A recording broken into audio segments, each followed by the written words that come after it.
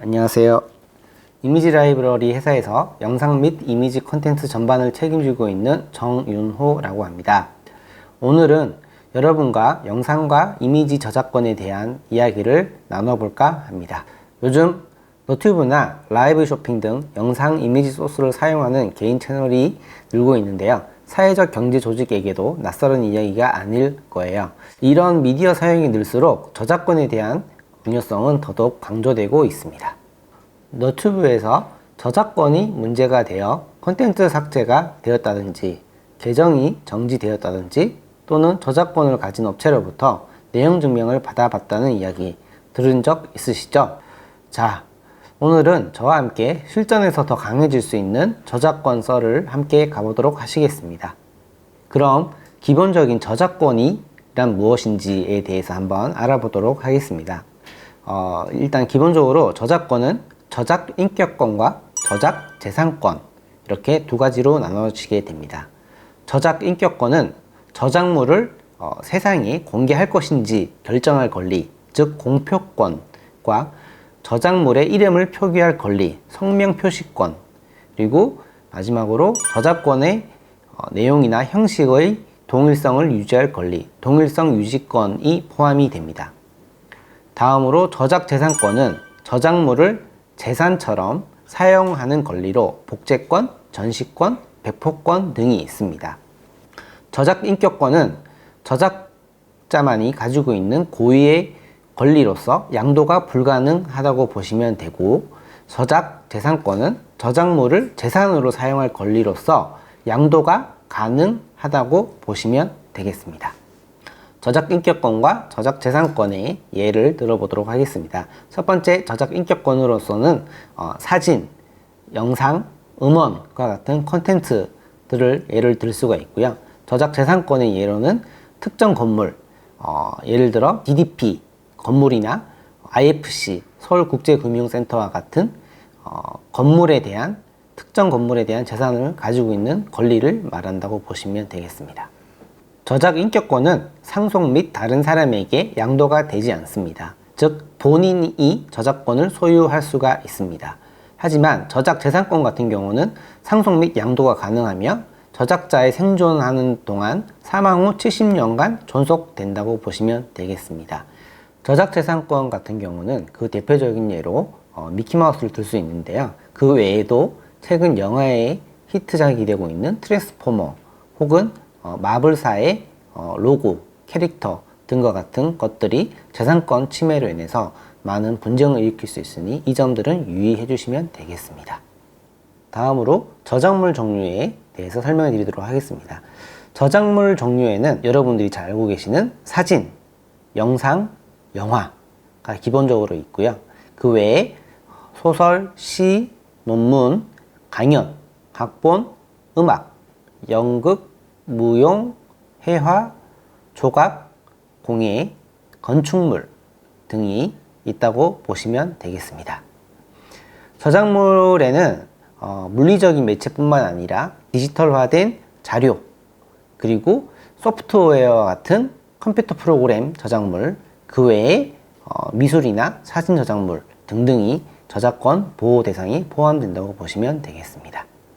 최근에는 프레젠테이션 자료 등에 많이 사용되는 폰트 또한 무료로 배포되고 있는 폰트라고 할지라도 다 라이센스가 정해져 있기 때문에 그런 라이센스 사용 조건이라던가 이런 것들을 꼼꼼히 확인해보고 사용할 필요가 있겠습니다. 네, 지금까지 저작권의 개념에 대해서 설명을 드렸는데요.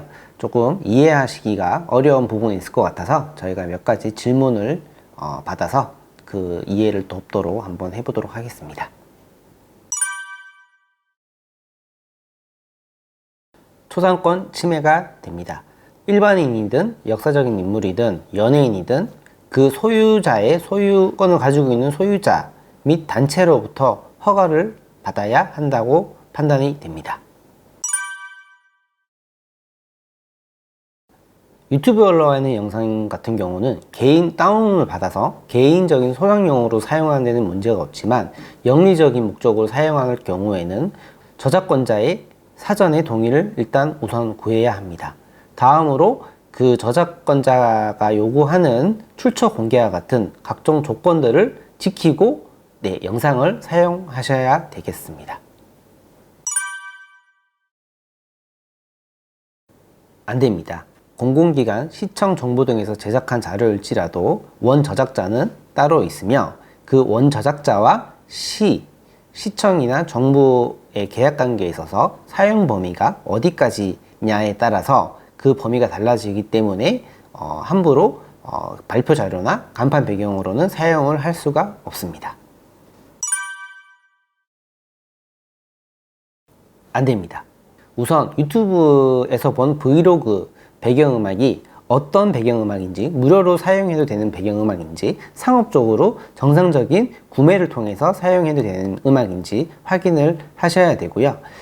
특히 배경음악 같은 경우는 무료로 사용할 경우 출처 공개 등과 같은 조건들이 있기 때문에 이 점들을 잘 유의하셔가지고 사용을 하시면 되겠습니다.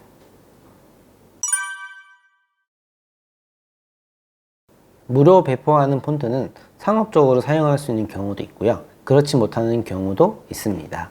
따라서 무료 배포하는 폰트는 각종 조건들이 있을 겁니다. 그 각종 조건들을 잘 유념히 살펴보시고, 예를 들어서 출처 공개와 같은 그런 조건들이 있다면 그런 조건들을 잘 수행하셔가지고 상업적으로 사용을 하시면 되겠습니다.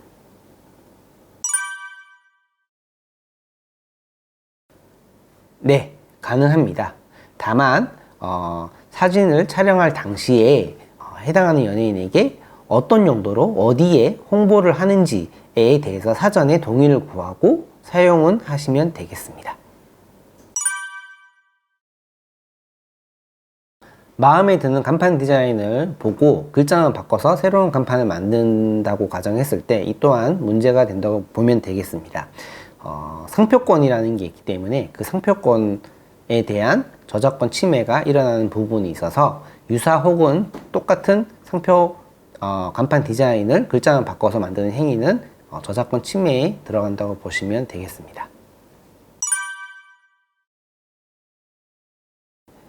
매장에서 가요를 틀어놓고 싶은데 사람 목소리만 지어서 사용하는 경우는 안 된다고 보시면 되겠습니다. 이유인즉슨 음원에는 사람 목소리뿐만 아니라 리듬, 박자 등을 다 포함해서 하나의 저작권으로 사용을 하기 때문입니다. 개인이나 업체에서 본인의 콘텐츠를 도용해서 사용했을 경우 내용 증명과 같은 서류를 꾸며서 본인이 피해를 입은 어떤 부분을 보상받으시면 되겠습니다.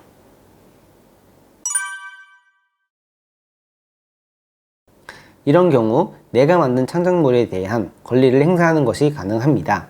단, 법적 유효성이 성립할 수 있도록 내용 증명 등을 발송하는 행정 절차가 필요합니다. 자세한 사항은 저작권위원회 홈페이지에서도 확인이 가능합니다. 창작물도 무형의 자산입니다. 때문에 적법한 절차와 비용 지불을 통해 사용해야 합니다. 오늘 저작권 강의 도움이 되셨는지 모르겠어요. 질문이 있으시면 언제든지 아래 댓글로 문의 주시기 바랍니다.